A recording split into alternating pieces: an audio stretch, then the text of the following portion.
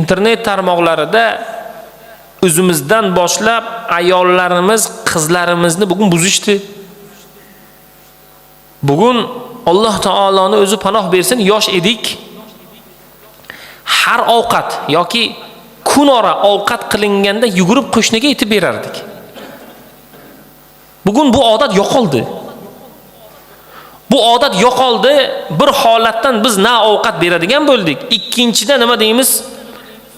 Kosasi yaxshi yuvilgan edimi buni? Bu yaxshi ovqat qildimi bu? Qilmadimi? Biz gigiyenaga yoki boshqa narsalarga e'tibor beradigan bo'ldik. Mana shu odatni shayton vasvasa qilib oradan chiqardi. Qo'shnilar bilan biz ovqatlashmaydigan bo'ldik, ya'ni himmat qilmaydigan bo'ldik. Bu narsa tugagandan keyin salom ham qarz bo'ldi. Hatto bugungi kun shu holatga keldikki, ko'p qavatli imoratlarda, yangi ko'chgan joylarimizda qo'shnilarimizni ham tanimaymiz biz. Salom alayk ham omonat. Alloh taoloni o'zi panoh bersin. Alloh yaxshilik bersin.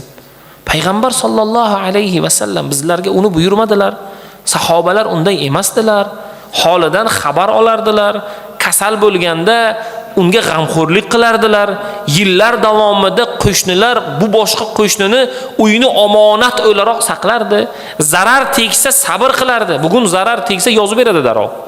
Suv o'tdi deydi, meni ta'mirlash ishlarim falon pul edi, menga zarar yetkazding, janjal, maşallah. Musulmon diyorida yashayapmiz. Musulmonmiz alhamdulillah. Bugun imkoniyatlarimiz bor. Birodar, siz birovni zararini yopib bersangiz, xatosini to'g'rilab bersangiz, biling birodar, sizga Alloh beradi-ku. Aynan unga to'latish. Bugun shunaqangi holatlarga duchor bo'lib qoldik. Mehr yo'q, rahmu shafqat yo'q. Holat mana shunday. Bir joyga borayotgan bo'lsak, har kim o'z mashinasida boradi. Bir kishi. Jam bo'lib birgalashib bir joyga borib ibodatlashish, duolashish, ilm yoki bir maslahat yo'q. Alloh taoloni o'zi fazl bersin. Holatimiz mana shunday. Shuning uchun mana shu ishlar oramizdan yo'qolib borayotganligi uchun hayotimizda baraka yo'q. Hayotimizda qadri qiymat yo'q. Hayotimizda har bir narsani mohiyati yo'q. Hatto bugungi kunda olib borilayotgan ishlar. Imom Buxoriy rivoyat qilgan hadisda payg'ambar sollallohu alayhi va sallamning oldilariga najronliklar kelishdi. Aytdiki, bizga bir ishonchli odam qo'shib yuboring. Ya'ni ibodatni, dinni, hidoyatni tushuntirsin. Shunday masjidda turgandilar. Rasululloh qaradilar shunday. Endi najronliklarning taklifi nima edi? Ishonchli odam bering. Jamoatdagilar boshi yerga qarab turgan bo'lsa, bu gapni eshitgandan keyin Rasululloh meni tanlasinlar deb boshini ko'tardi amma. Ya'ni Rasulullohning nazdlarida ishonchli bo'lish sharaf. Mana shu odam ishonchli deyishliklarini sahobalar xohlashdi. Hamma boshini ko'tardi. Hamma bo'ynini uzun qildi. Shunda Rasululloh sallallohu alayhi va sallam sizlarga albatta eng ishonchli kishini qo'shib beraman deganlarida Abu Ubayda Amir ibn Jarrohni najronliklarga qo'shib berdilar. Ya'ni Rasululloh eng ishonchli bo'lgan odamlardan edilar. Hamma sahobalar o'sha ishonchli kishi bo'lishdan umidvor bo'lib Rasululloh sallallohu alayhi va sallam uchun bo'yinlarini cho'zib turishdi. Bo'yinlarini cho'zib turishdi degan so'z ostida qizil chiziq chizib qo'ying. Rasululloh sallallohu alayhi va sallam bir sahobadagi yaxshi xislatni ko'rsalar, uni e'tirof qilardilar. Insondagi eng katta ehtiyoj uning qadrini o'zgalar bilishi. Ehtiyoj mana shunday. Siz yaxshilik qilgan insonga doim minnatdorchilik ko'rsatib yuring. Kichkina yaxshilik qildi, unga minnatdorchilik bildiring. Ayolingiz ovqat pishirib berdi, Unga minnatdorchilik bildiring. Farzandlaringiz siz aytgan marrani bajarishdi. Ularni qo'llab-quvvatlab qo'ying. Har bir qiyinchilikka uning ortidan agar uni qo'llab-quvvatlashlik bo'lsa, u oson kechadi. Ayolingizga uy yumushlari oson kechadi. Ayolingiz sizni ko'chadagi qilgan mehnatingizni qo'llab-quvvatlasa, charchoq ketadi. Farzandlaringizni ilmiga siz qo'llab-quvvatlash va rag'batlantirish bersangiz, ular ilmda yanada chuqurroq ketadilar. Har doim shikoyat, har doim qadrsizlik, har doim insonning kamchiligini yuziga urish payg'ambar sollallohu alayhi va sallamning sunnatlaridan emas. Rasululloh sollallohu alayhi va sallam bir odamda bir yaxshilik ko'rsalar maqtardilar. Rasululloh sollallohu alayhi va sallam Madina ko'chalarini aylanyaptilar. Madina ko'chalarini aylanayotgan vaqtda bir eshikdan, bir derazadan, bir joydan chiroyli qiroat ovozi kelyapti. Eshitilyapti. Qiroat zo'r, ovoz ham dag'al ovoz, baland ovoz. Shunda qidirdilar, qaysi eshikdan kelayotganlarini topdilar, u eshikni oldiga borib o'tirdilar, tingladilar qiroatni. Qiroatni tinglasalar Abu Musa al-Ash'ariyning ovozlari edi.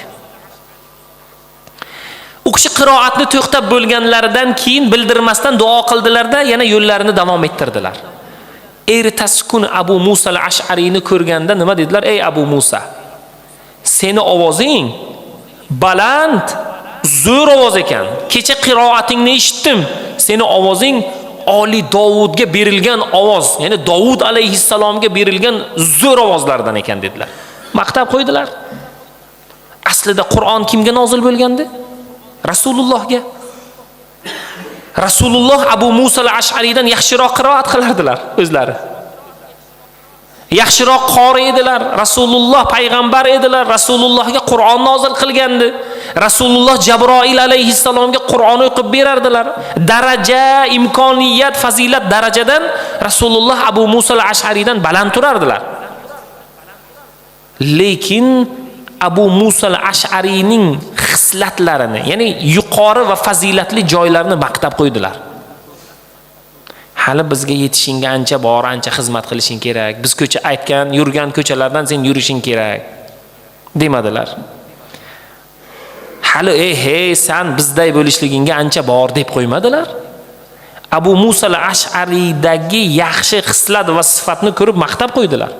Demak, musulmon kishi bir birodariga, bir insonga bir yaxshi amal, sifat ko'rsa, uni maqtab qo'ysin. Mayli o'zidagi sifatlar ancha yuqorida bo'lsa ham bir maqtab qo'ysin. Siz 20 yildan beri namoz o'qiysiz. Birinchi marta jumaga kelgan odamni birodar maqtab qo'ying. Mashaalloh, Alloh bardavom qilsin. Juda zo'r ish qilibsiz deb qo'ying. Bilamiz, siz 20 yildan beri 5 vaqt namoz o'qiysiz. 30 yildan beri jumaga qatnashasiz. Hali biz yosh edik. Jumaga kelayotganimizga biz yoshligimizdan juma o'qiymiz. Siz mana endi birinchi marta kelibsiz. Bizchalik namoz o'qishligingizga hali ancha bor deb qo'ymang. Tabriklab qo'ying birodar. Sizning imoratingiz qavatma-qavat, bittasi bitta g'isht qo'ydi endi. Mashaalloh, zo'r ish qilibsan deng. Maqtab qo'ying uni. Alloh baraka bersin, qiyinchiligi oson bo'lsin, yana masjidga keladigan bo'lsin. Siz qanchadan qancha ihsonlar qilgansiz. Bir odamga bir ovqat olib berib yoki ozgina ihson qilgan birodaringizni qo'llab-quvvatlang. Shu bilan birgalikda ayolingiz, ishchingiz, ukangiz, singlingiz, farzandlaringizni yaxshi sifatini ko'rsangiz maqtab qo'ying. Mu'min odam, musulmon odam payg'ambarimizning sunnatlari birodariga yaxshilik ko'rdimi, uni maqtab qo'yadi. Unga tasannolar aytadi. Endi birodar, bir joyda sizni haqqingiz bo'lmaydi. Qanday? Ayolingizda, qizingizda, o'g'lingizda, qo'shningizda, birodaringizga yaxshilik ko'rganingizda maqtamagan bo'lsangiz, endi uni aybini, kamchiligini aytishga haqqingiz bo'lmaydi-da endi. Yaxshilik ko'rganda maqtab qo'ymadingiz-ku. Rasululloh yaxshilik ko'rsalar maqtab qo'yardilar. Abu Musa al-Ash'ariyga aytdilar, zo'r ovozing bor ekan. Oli Davudga berilgan zo'r shirali ovozing bor ekan, zo'r qiroat qilayotgan eding dedilar. Joyi kelganda Abu Musa al-Ash'ariy qaysidir xatoga yo'l qo'ysalar, Rasululloh aytardilar. Nega biz bugun faqat birovning aybini qidiradigan, faqat obro'yini to'kadigan, faqat qiyinchiligini, yomonligini, xatosini qidiradigan bo'ldik bugun? Birodar, odamlarning yaxshiligini ham ko'raylik biz. Yaxshilik ko'rganimizda maqtab ham qo'yaylik. Alloh fazl bersin bugun. Farzandlarimizga yaxshi tomonini ko'rganda maqtab qo'yib, xato qilganda ularga nasihat berishimiz aynan maqsadli bo'ladi bugun. Bugun internet tarmoqlarida faqat ayblar, faqat nuqsonlar, faqat kamchiliklar. Bugun alhamdulillah yutuqqa erishgan joylarimiz ham bor. Bugun yurtni, millatni, mamlakatni, jamiyatni, mahallani, har bir insonni yutuqqa ergashgan joylarini, erishgan joylarini qo'llab-quvvatlasak, albatta Alloh ham ziyoda qilib beradi. Va bu yo'lda u inson qiynalgan, charchagan bo'lsa, qo'llab-quvvatlash bo'ladi. Bu oson kechadi. Yana unga shijoat va g'ayrat paydo bo'ladi. Mana shuning uchun bugun insonlarimizni bugungi holatlarini, bugun qilayotgan ishlarini Alloh taolodan fazl o'laroq bardavom bo'lishligi uchun ularni haqqiga duo qiling. Ularni qo'llab-quvvatlang. Ularni Alloh taolo bardavom qilishliklari masalasida inshaalloh siz fazilat egalaridan bo'ling.